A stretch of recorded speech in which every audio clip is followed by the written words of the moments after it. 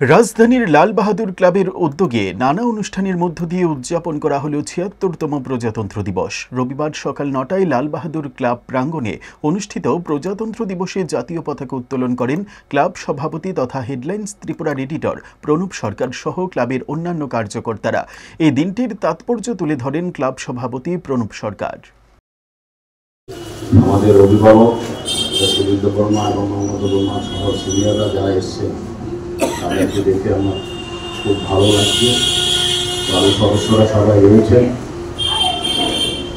একটু আগে যিনি বলেছেন উনি বিস্তারিতভাবে বলেছেন যে আজকের দিনটি তাৎপর্য কি। প্রজাতন্ত্র মানে প্রজাদের তন্ত্র। আজকে থেকে ৭৬ বছর আগে এই দিনটি ঘোষিত হয়েছিল, সংবিধানে গঠিত হয়েছিল।